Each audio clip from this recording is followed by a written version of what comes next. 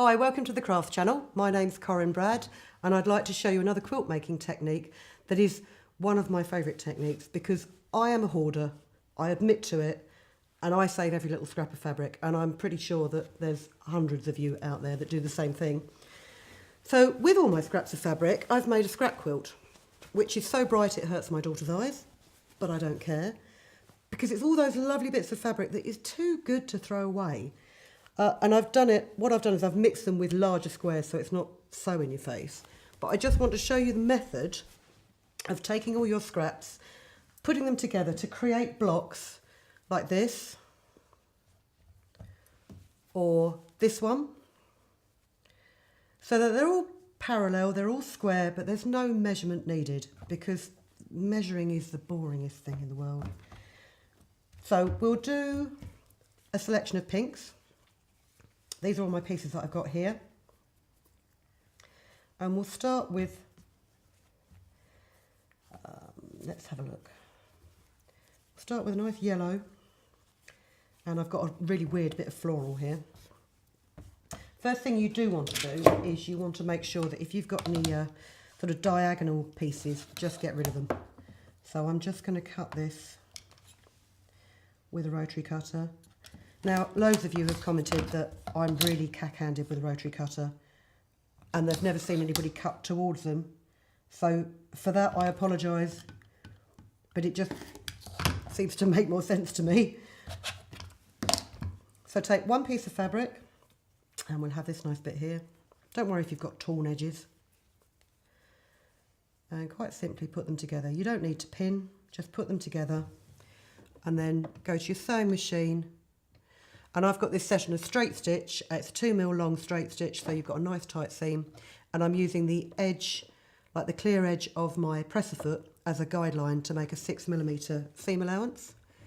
So forward one stitch, back a couple to lock it, and then forward and to the end of your shortest piece of fabric, like so, and lock it again at the end. Trim it. You can use a rotary cutter just to cut off that extra bit. And then what you want to do is you want to finger press this seam to the darker colour. So because this yellow is darker, I'm just going to press it like this. Okay. Let's grab a piece of bright orange. Lay this down on top of your bright orange. And sometimes I find it's easier if you lay it down so that the seam that you have finger pressed will run under the machine more easily, then it stops it getting rucked up. Just saves a little bit of time. And again, needle down, a couple of stitches back to lock it. Straight stitch to the end and lock again. Oh, trim your excess piece of fabric to the same height. Now that is actually too small for me to keep, so that will be resigned to the rag bin. And finger press again to the darker side. And you can build up a block quite simply. That's just about the right size, but it's too long, or too wide should I say. Just build it up randomly. This is the same sort of method as you would use if you were doing like a log cabin quilt or a courthouse steps quilt, by just lapping pieces onto the side. But there's no rigidity there. You don't have to measure it precisely. You can just do it by eye. And as I say, with this square here, to my mind, that is much too big for the rest of the scrap block. So I am just going to trim it down to about that width. And then add a section of plain pink down here.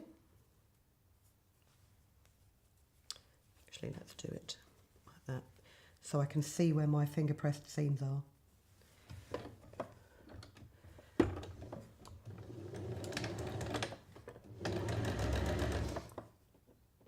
And as you can see, you don't even need to pin because you're not having to worry about matching up intersecting seams because it is an overlapping process rather than a precisely cut patchwork process. And it is just a great way to use up all those pieces of material that you thought were no good for anything else. Not that any piece of material is no good for anything else.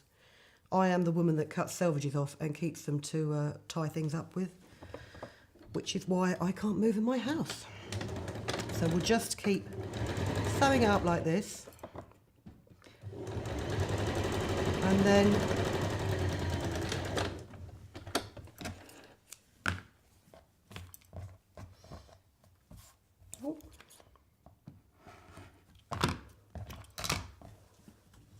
you're just building up a riot of colour. So when you've made your block, what I would do is I would decide on a block that you're going to have like 15 centimetres or 6 inches to then sew together to make a quilt, because that will make your life much, much easier. There's no... You can't try and patch up a 4 centimetre block with an 8 centimetre block with a 16 centimetre block. It will drive you up the wall. So make all your blocks to more or less a standard size, like this blue one here, which is a completely unstandard size because I haven't trimmed this one down. But let's just say we'll have this as 17, oh no, look, 18 centimetre square I've made this one. And to trim your blocks to that, if you find your favourite edge, which I'm going to say is that one, and cut it square, gridded rulers and gridded quilt guides are invaluable for this, because what you can do is if you decide that that line there is straight, you can then cut every other side of it to that line. So again, I want this 18 centimetres. Ooh. Yes, there is enough for it to be 18 centimetres.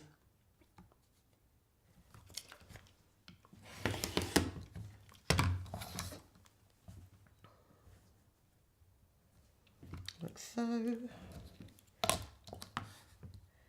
How I ever made quilts without ruled cutting mats, and well, I did make them, but they were a bit skew-if, to say the least. There's a lot of tools that are available out there that make your life so much simpler.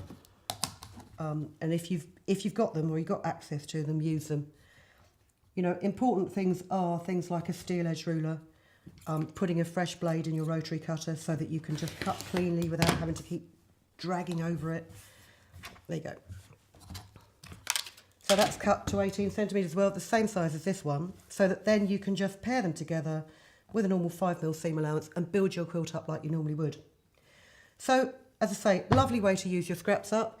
You can create a mind-boggling, bright, psychedelic quilt like this for little to nothing money. It's all just pieces of fabric that you've got lying about.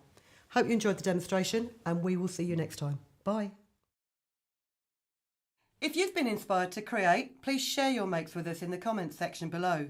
And if you've enjoyed videos by the Crafts channel, hit the like button. Want to see more of us? Then click subscribe. See you next time.